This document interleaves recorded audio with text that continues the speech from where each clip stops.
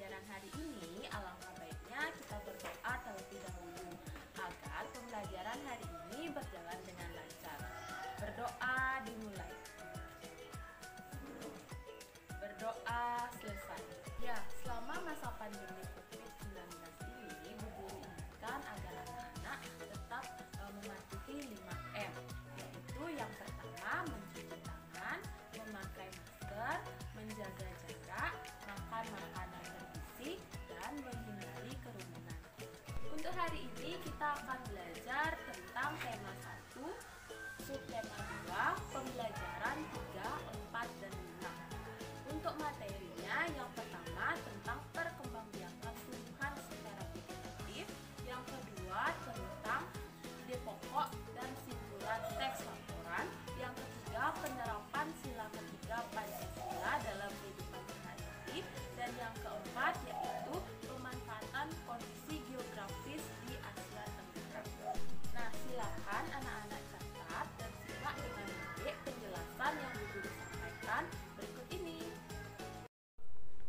Tema 1. Subtema 1, pembelajaran 3 dan 4.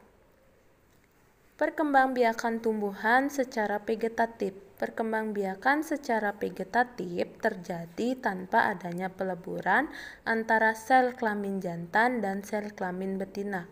Tujuannya untuk menghasilkan tumbuhan baru atau tumbuhan dengan sifat baru. Perkembangbiakan vegetatif dapat terjadi secara alami maupun buatan. Perkembangbiakan vegetatif secara alami ada spora. Spora atau kantong spora, sporadium akan pecah, lalu spora akan keluar dan jatuh di tempat yang kotor. Spora fungsinya mirip seperti biji. Contohnya itu ada lumut dan pakis. Tunas. Tunas adalah tumbuhan muda yang tumbuh dari bagian tubuh induk tumbuhan. Contohnya pisang dan bambu. Tunas adiktif. Tunas adiktif adalah tumbuhan yang tumbuh pada daun. Contohnya seperti cocor bebek. Umbi. Umbi itu ada 3. Umbi batang, umbi lapis, dan umbi akar. Umbi batang adalah batang yang mengembung dan tumbuh di dalam tanah. Biasanya menyimpan cadangan makanan, contohnya kentang, bengkuang. Umbi lapis adalah lapisan-lapisan daun yang mengelilingi batang dan tumbuh di dalam tanah. Contohnya itu bawang merah dan bombay. Yang ketiga ada umbi akar, adalah akar yang mengembung namun tidak ruas-ruas, berisi cadangan makanan, contohnya wortel. Akar tinggal adalah batang yang terdapat di dalam tanah, contohnya jahe, kunyit, temulawak, lengkuas, dan kencur. Geragih. Geragih, batang yang merambat di atas atau di bawah tanah, contohnya stroberi, semanggi, dan rumput teki. Yang terakhir itu ada membelah diri, adalah tumbuhan yang bersel satu, contohnya volvox. Selanjutnya ada perkembangbiakan tumbuhan secara vegetatif buatan. Yang pertama ada cangkok, mengusahakan agar tumbuhan tumbuh akar baru pada bagian batang. Yang kedua ada stek. Stek memotong bagian tumbuhan kemudian ditanam dan dapat tumbuh menjadi tanaman baru. Itu contohnya singkong dan mawar. Sambung itu menyambung dua tanaman yang sejenis, contohnya mawar. Runduk mengusahakan bagian batang tanaman agar mengenai tanaman atau dirundukkan, kemudian dibenamkan oleh tanah, contohnya apel dan stroberi.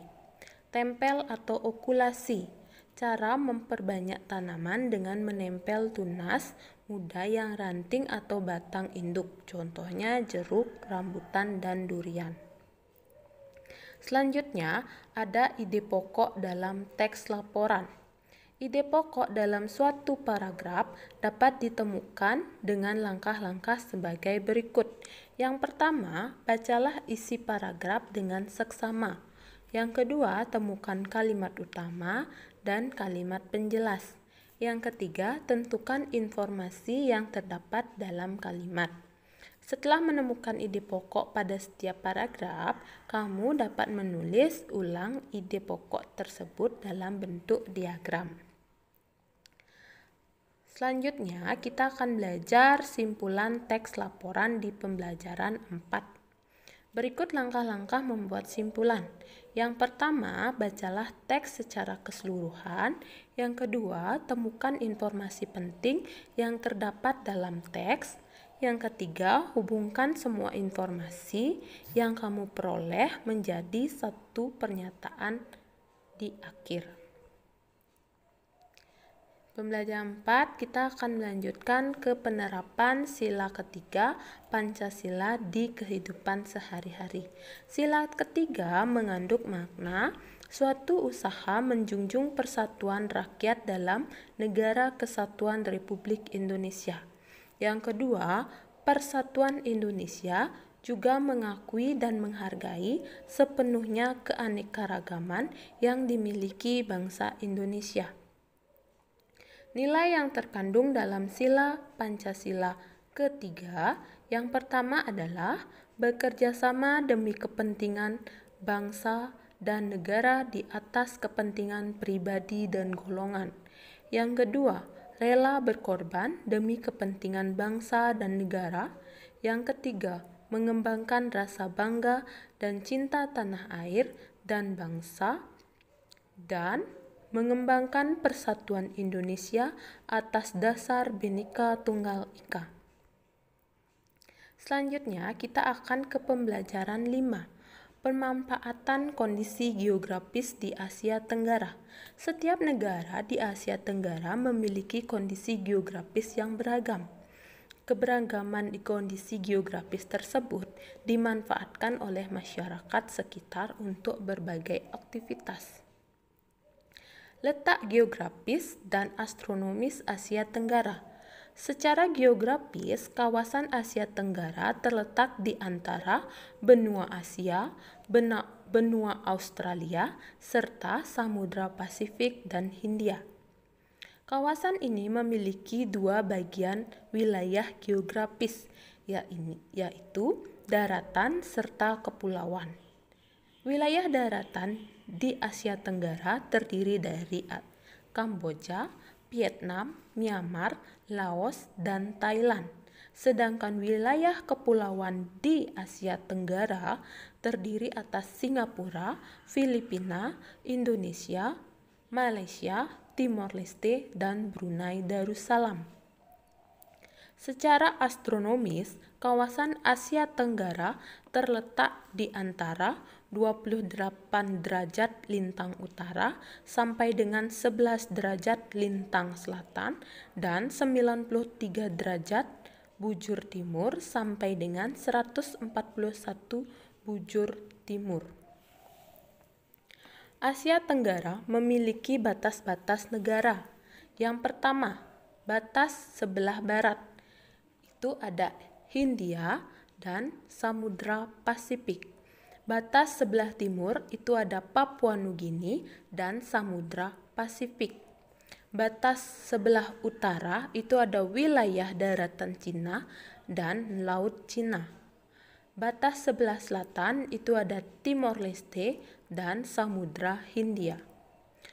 Total luas wilayah daratan di Asia Tenggara berkisar 4.500 km persegi, sedangkan wilayah perairan antara 5.060.100 km persegi.